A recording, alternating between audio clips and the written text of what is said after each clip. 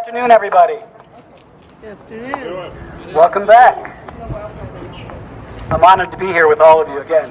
And we're going to hit it right off because we're here to save our shelters. Cooling warming centers are a big issue right now, and that's what we're going to be pushing for. But I'm going to let John Sweeney just hit it off.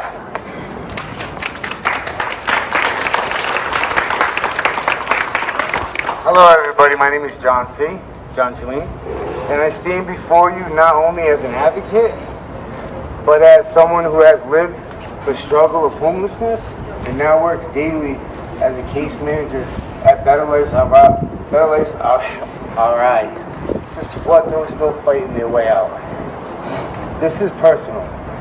I know what it's like to be without a place to call home, to feel cold, invisible, uncertain of tomorrow, wishing you could just slip through the cracks. Today in Rhode Island, what has happened is not just policy on paper, it's people. And when we take away shelter beds, we are not just shifting budget lines, we are signing off on preventable tragedies. Every week someone dies on the streets of our state, every single week. That's not acceptable. It's unconstitutional. It's just not right. When we reduce access to shelter, we increase exposure to violence, to weather, to despair.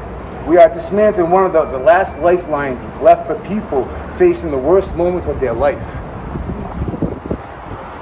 I've held their hands, heard their story, and carried the weight when they don't make it.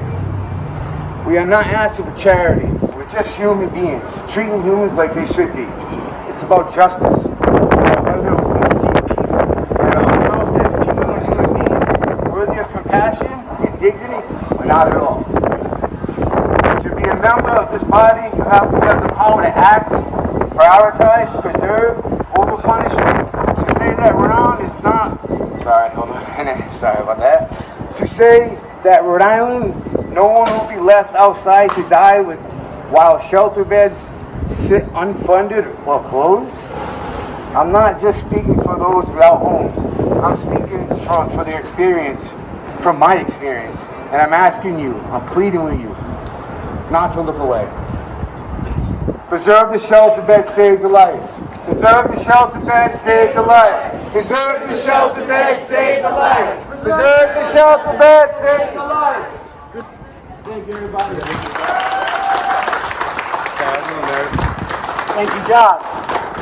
All right, preserve the shelter bed, save a life.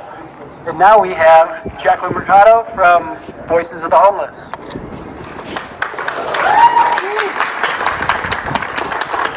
Hey everyone! Having shelter beds is very important. You do not know what life you can change right at this moment. Just to have a safe place to go. I have 8 years combined of youth and adult homelessness. I have worked my way up to have a career now, currently 8 years in case management, housing stabilization case management with the organization that housed me out of homelessness.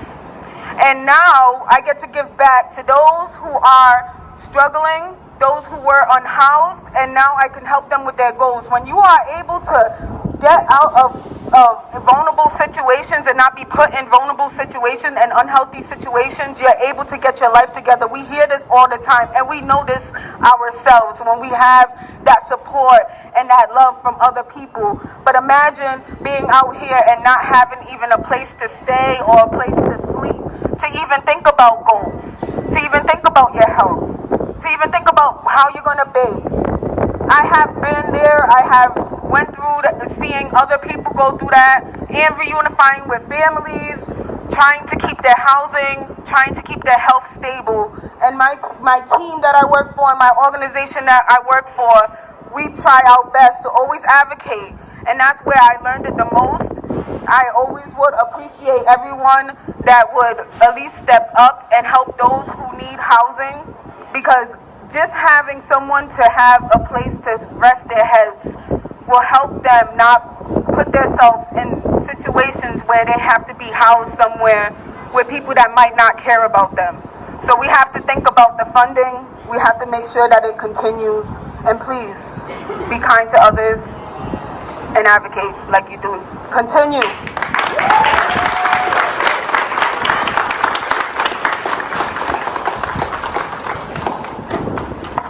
Thank you, Jacqueline. Without a shelter bed, I wouldn't be here speaking for all of you. And now we have Senator Mack.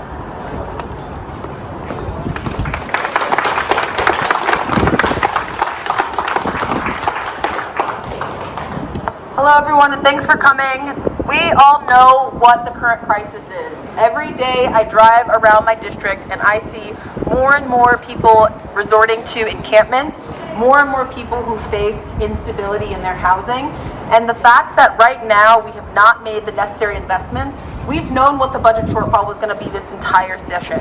We've known when we invested one-time limited FSRF or ARPA dollars to the budget that we would have to face either not funding our shelter system or an increase to the current crisis. And that time has come. This budget does not respond to the urgent need that we've been talking about since the depths of winter when we had our first crisis.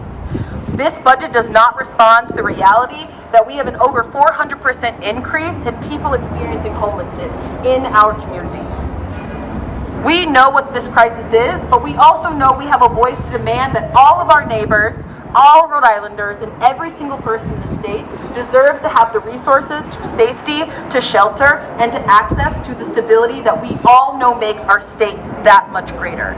While we are glad that there was an appropriation of $4 million, it is quite simply not enough. More and more of our neighbors are going to find themselves unsheltered, outdoors, and we are going to be chasing this crisis for even more years. I'm glad y'all are here to have this conversation, but it is quite frankly too late. This is a slap in the face for the people who have been doing this work, and we know this crisis is too urgent to ignore it. We need to make sure, and y'all need to make sure, I'm glad there are so many people here today with their stickers, but this needs to be elevated to every single person in that building. If we leave this session without making sure that we've added additional dollars, we had the opportunity to tax the wealthiest Rhode Islanders to find a funding stream. We had an opportunity to make sure that we were getting an appropriate amount of funding in all of these budgets, and we failed. We failed to do that as a General Assembly and to increase that voices, and that onus is on all of us, but it's not too late. We still have days left in this legislative session to make sure we get the investment in the critical shelter spaces that we need.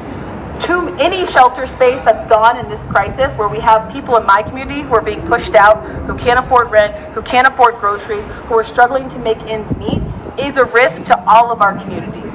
So I'm glad y'all are here today. I hope you are fired up to make your voices heard, and I hope you know that every single person on that floor is someone that you can approach, that you can talk to, and that you can make the crisis known to them.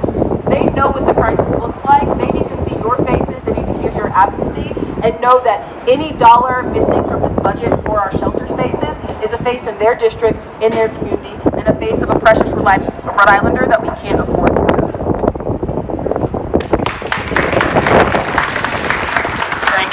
Thank you. So preserve a shelter bed, save life. And now we're going to go upstairs, but first we're going to hear from my personal hero, Haley McKee.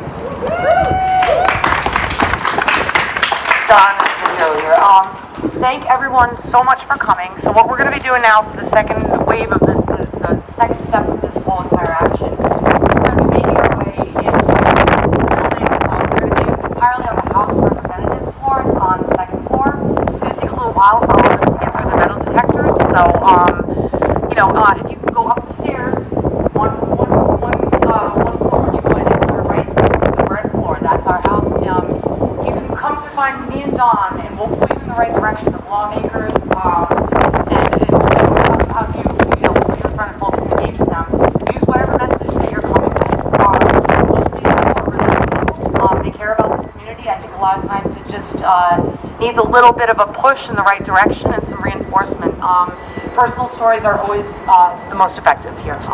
Those are the ones that move the needle the most. And as a special side note, if anyone can help also boost what's called cooling and warming shelters. It's a piece of legislation that we're right on the cusp of passing that is going to be a life-saving measure if we can get it over the hump in the next week or so. So it's cooling and warming shelters. That would make it where cities and towns that have 10 or more people who are experiencing homelessness on the one in town time count, they would be mandated going forward if the temp goes below 36 degrees or above 95 degrees to trigger an action plan that they need to have for once and for all ahead of time, and then they need to enact it when these temps happen. So that's a real goal for today, if you could please. And again, thank you so much to our speakers. You all are amazing. Thank you all for coming out here. We've got some handouts that actually are in the basement right now of this building. That's not helpful. I will try to get them in a second. If you all, the goal is to also get a sticker on a lawmaker, right? A lot of times they want a sticker. They'll say, can I have a sticker? So you just say, well, do you deserve a sticker? Do you support funding homeless shelters? And if they say yes, then they get a sticker. If you also want to get a picture with them too, a selfie, that's also helpful too. If they're comfortable, if you can just do the selfie. Vivian over here is also going to be taking pictures. It helps for transparency to show the community who's supportive of these life-saving actions. So yeah, make them earn that sticker by sharing the message. Ask them, can I have your support on this? And if they say yes, then they get stuck. So come grab a sticker or a bunch of stickers from me, and thank you all again, and I appreciate you.